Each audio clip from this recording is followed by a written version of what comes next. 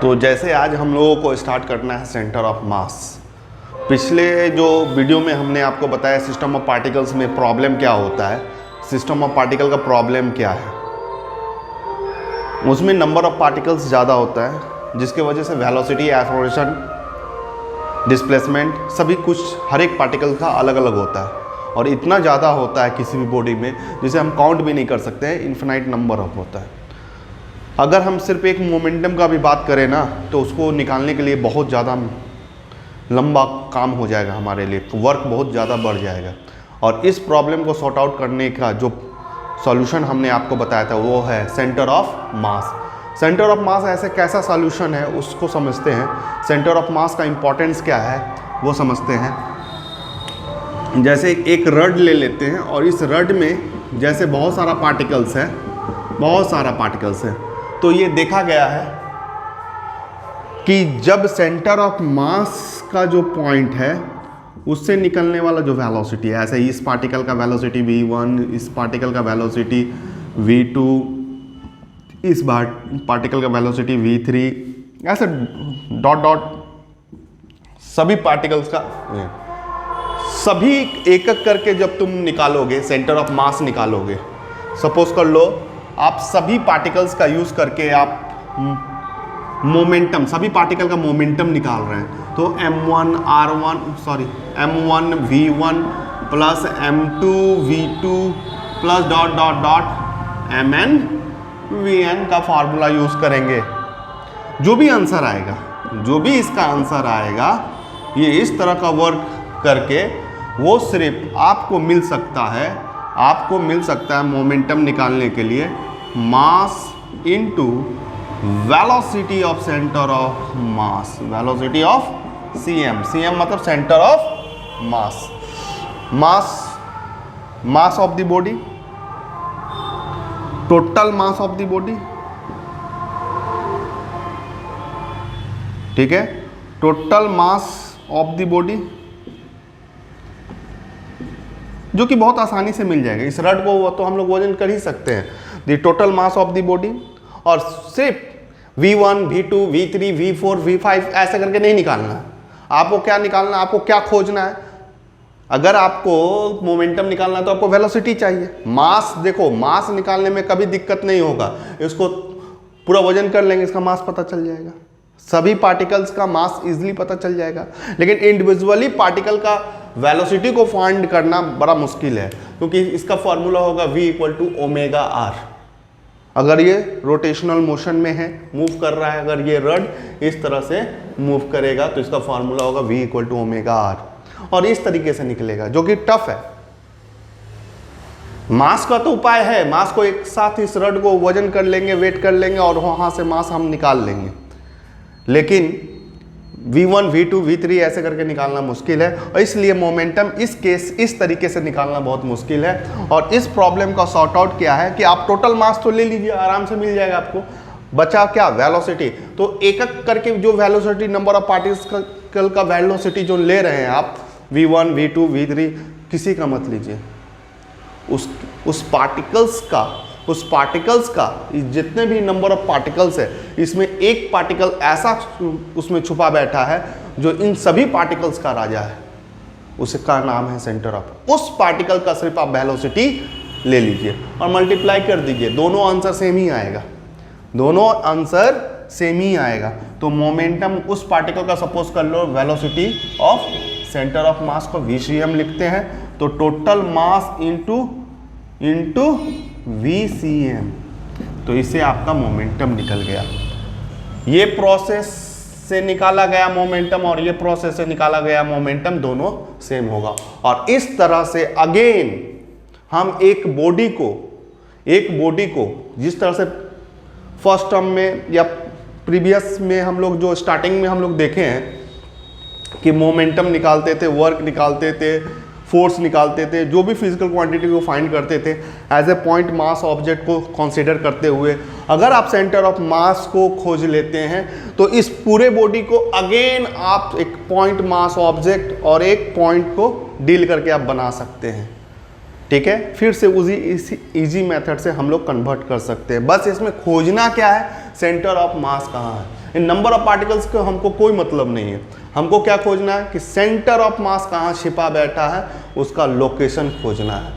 ठीक है, इसका नाम सेंटर ऑफ मास क्या है, अगर ऐसा सुन, इससे अगर डिफिनेशन में जाइएगा सेंटर ऑफ मास का डिफिनेशन आपको क्या देखने को मिलेगा, ये एक ऐसा पॉइंट होता है, एक बॉडी में छुपा हुआ एक ऐसा पॉइंट होता है जहां पर उस बॉडी का total mass suppose to be concentrated, real actual में ऐसा कुछ भी नहीं है, सपोज टू बी कॉन्सेंट्रेटेड, जिसे हम लोग मानते हैं कि यहाँ पूरा इस बॉडी का मास यहीं पर कॉन्सेंट्रेटेड है। एक्चुअली ये सिंपली आपको मिल सकता है बैलेंसिंग पॉइंट पर, जैसे इस मार्कर का अगर हमको सेंटर ऑफ मास खोजना है तो ये पॉइंट हमारा क्या है, सेंटर ऑफ मास है ये पॉइंट।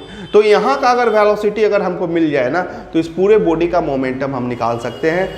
अगर सेंटर ऑफ मास खोज लीजिए, उसका वेलोसिटी निकाल लीजिए, उसका एक्सेलरेशन निकाल लीजिए, एक्सेलरेशन निकाल लीजिएगा तो एक्सटर्नल फोर्स पता चल जाएगा।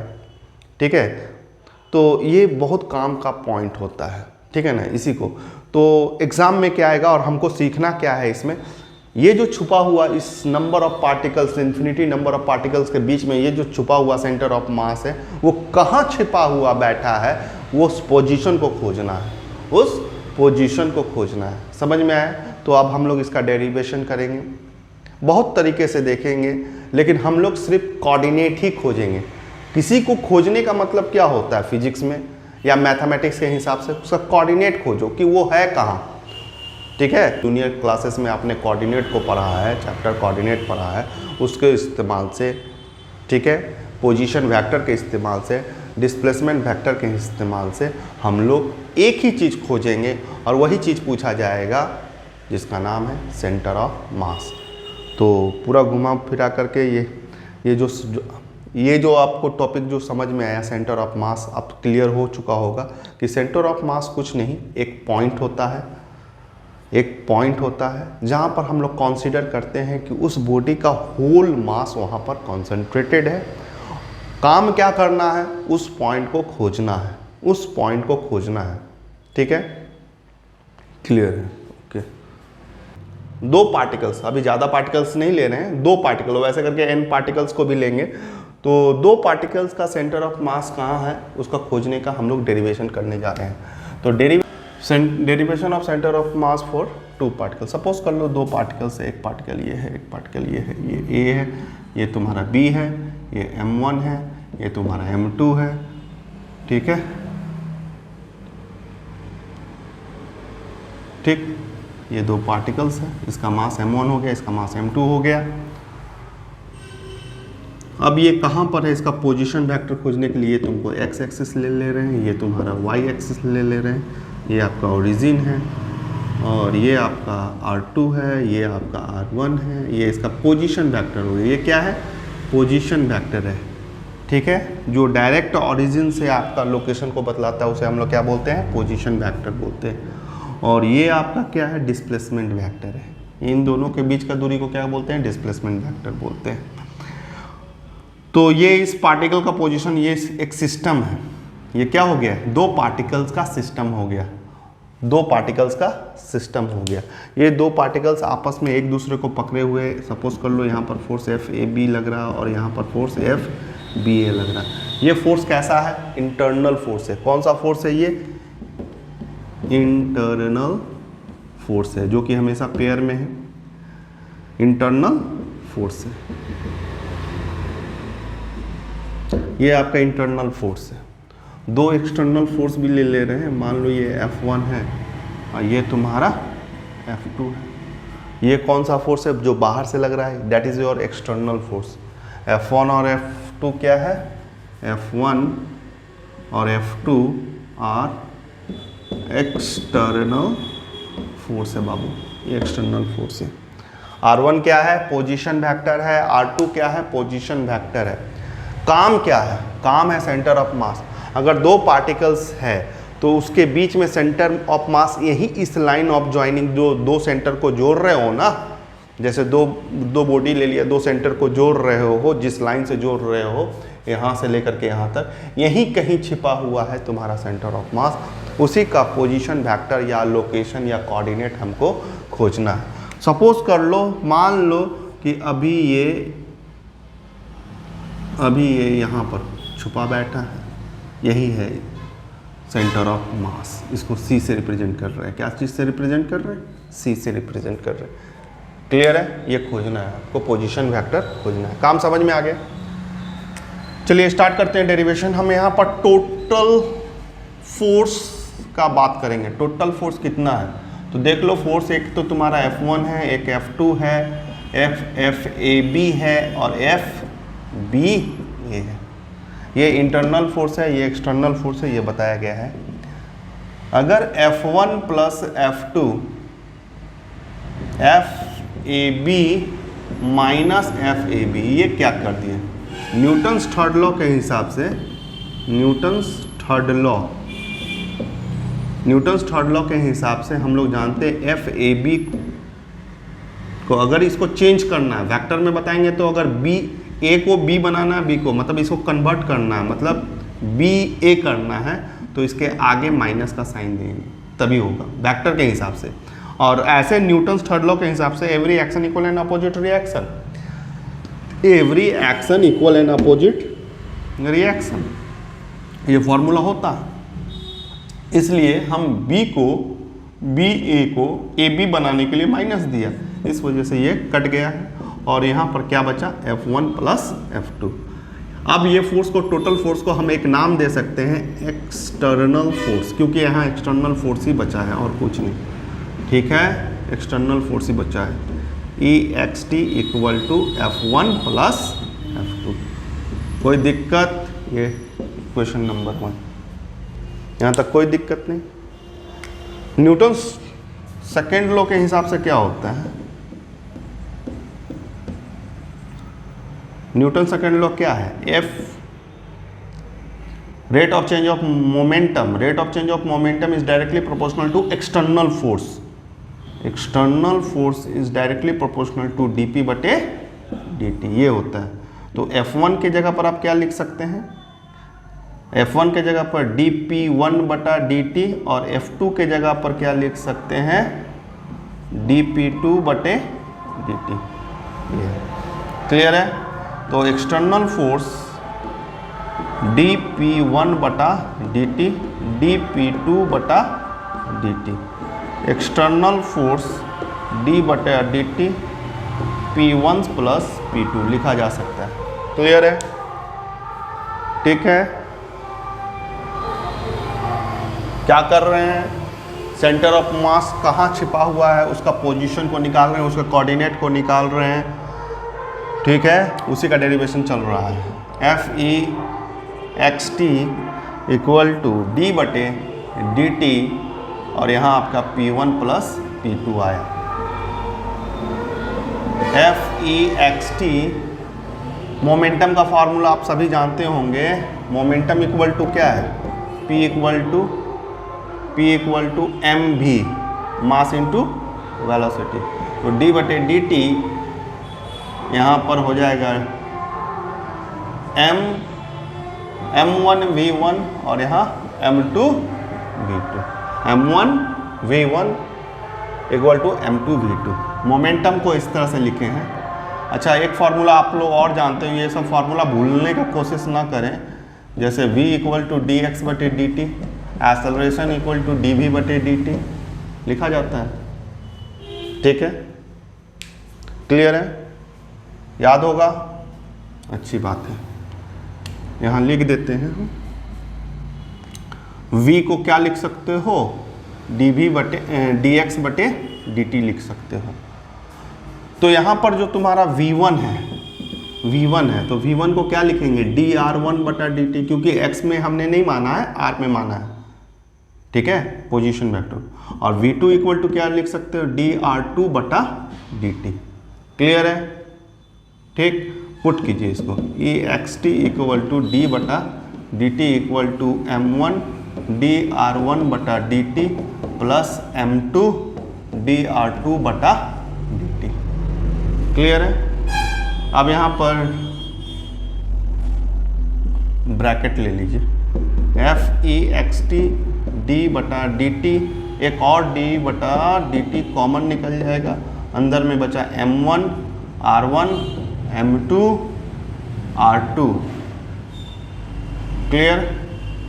मल्टीप्लाई करोगे तो F E X T equal to D square D T का स्क्वायर m1r1 प्लस m2r2, ये फॉर्मूला आया। समझ में आ रहा है?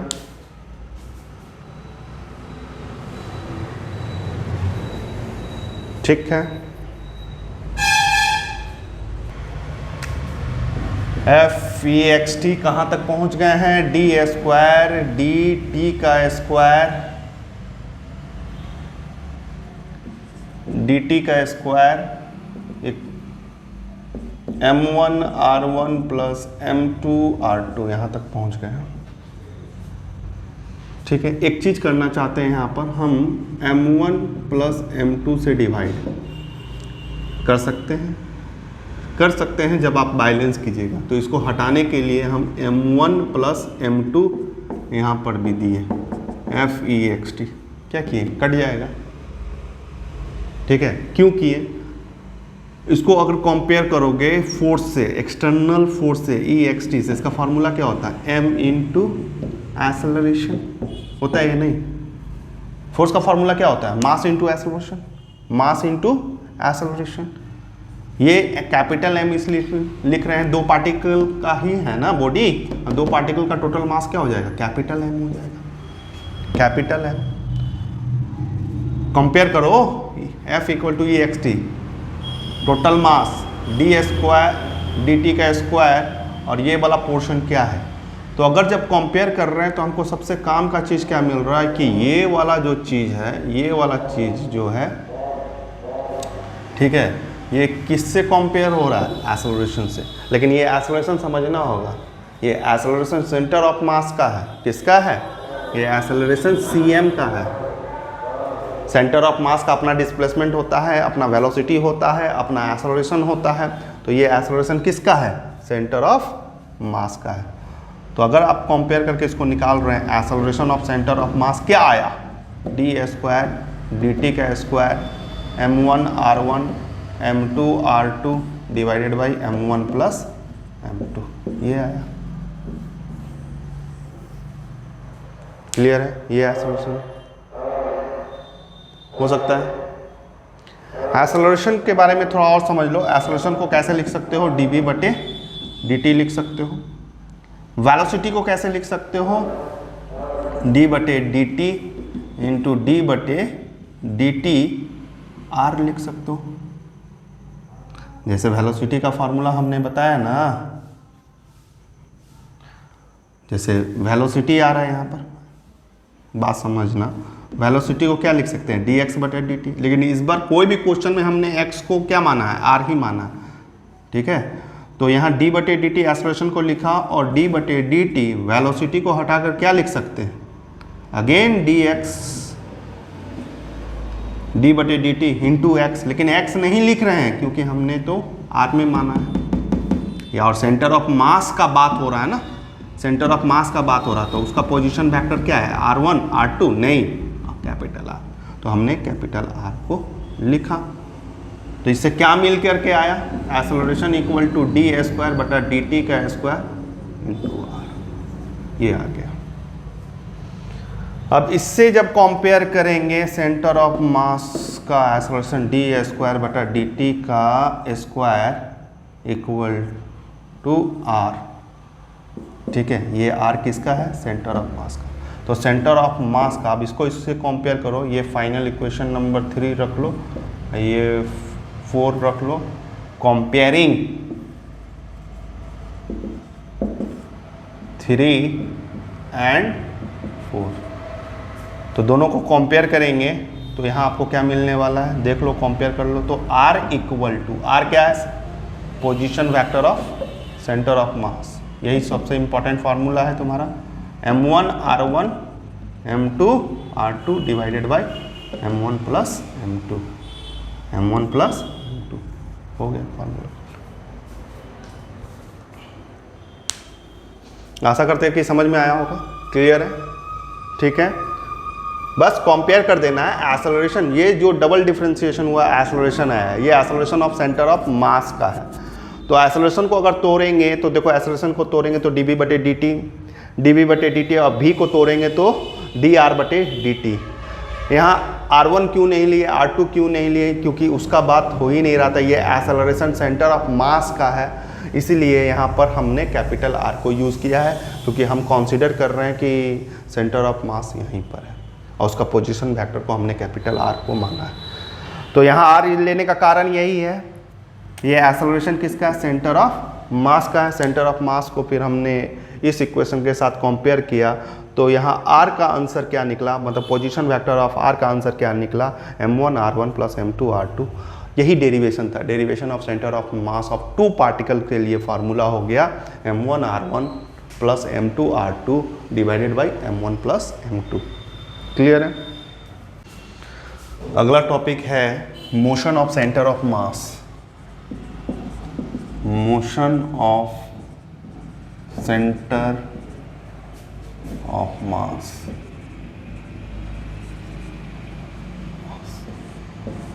सेंटर ऑफ मास का मोशन के बारे में पढ़ना है। मोशन के बारे में मतलब डिस्प्लेसमेंट, प्लेसमेंट, वेलोसिटी क्या होता है और एक्सेलरेशन क्या होता है, ये पढ़ना है। किसका, सेंटर ऑफ मास का। तो RCM ये हम लोग निकाल चुके हैं, m1 r1 m2 r2 divided by m1 plus m2। Velocity देखना है, तो हम लोग जो पिछले पढ़े हैं, जैसे velocity v equal to dx बटे dt होता है, तो हमारा जो डिस्प्लेसमेंट है किस रूप में है, r में है, तो यहाँ r कर देंगे। क्या कर देंगे, r। cm centre of mass का जो पोजीशन है उसके साथ हम अगर डिफ्रेंशिएट करते हैं तो वो हमको एक क्या देगा, वेलोसिटी देगा। लेकिन कौन सा वेलोसिटी देगा, सेंटर ऑफ मास। ठीक इसी तरह से अगर हम एक बार और डिफ्रेंशिएट करते हैं वेलोसिटी का, सेंटर ऑफ मास के वेलोसिटी को, तो ये हमको क्या देगा, सेंटर ऑफ मास का एक्सेलरेशन देगा।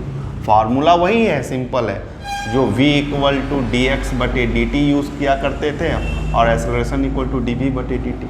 लेकिन यहाँ पर जो x पोजीशन है वो हम कौन सा यूज़ कर रहे हैं, सेंटर ऑफ मास का पोजीशन। सेंटर ऑफ मास का पोजीशन, जो कि क्या सिखाए थे, ये सेंटर ऑफ मास का पोजीशन। इसीलिए इसका डिफ्रेंसिएशन कैसा होगा, DRCM और एक्सेलरेशन कैसे हो, मतलब एक छोटा सा डिफ्रेंसिएशन कीजिए और वेलोसिटी और एक्सेलरेशन ले लीजिए। चलिए इसी का डिफ्रेंशिएट करके दिखाते हैं।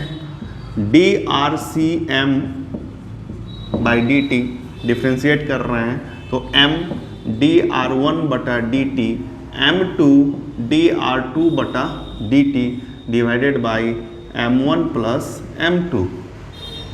क्लियर है।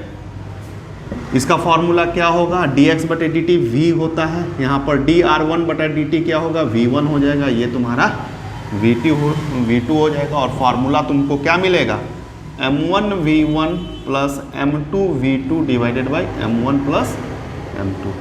ये तुम्हारा क्या आ गया, वेलोसिटी आ चुका है, किसका, सेंटर ऑफ मास का, cm। ठीक इसी तरह से एक बार और डिफ्रेंशिएट करके हम लोग एक्सेलरेशन को निकाल लेंगे, लेकिन कौन सा, सेंटर ऑफ मास का ही निकाल रहे हैं। तो d बटा dt VCM, ये तुम्हारा क्या दिया हुआ है, VCM कितना है, d बटा dt VCM देखो यहाँ लाए हैं m1 v1 m2 v2 divided by m1 plus m2। इसको डिफ्रेंशिएट कर देते हैं, m1 dv1 बटा dt प्लस m2 dv2 बटा dt divided by m1 plus m2। और फाइनल रिजल्ट तुम्हारा क्या आता है, m1 a1 m2 a2 m1 plus m2। इस तरीके से आप एक्सेलरेशन ऑफ सेंटर ऑफ मास निकाल पाएंगे। ये a1 और a2 क्या है, r1 r2 क्या है, यहाँ v1 v2 क्या है। ठीक है, यहाँ पर एक r1 r2 आया था, एक v1 v2 आया था, एक a1 a2 आया था। ये सब क्या है, जब आप दो पार्टिकल्स को ले रहे हैं ना, उसका इंफॉर्मेशन है, दो पार्टिकल्स का इंफॉर्मेशन। और जहां जहां RCM लिख रहे हैं, CM लिख रहे हैं, वो सेंटर ऑफ मास का इंफॉर्मेशन है, सेंटर ऑफ मास का इंफॉर्मेशन है। समझ रहे हो? क्लियर है? पूरा टारगेट हमको क्या रखना है? सेंटर ऑफ मास। जितना भी कुछ बताए हैं यही हुआ मोशन ऑफ सेंटर ऑफ मास, और इसी सब पर न्यूमेरिकल्स करेंगे।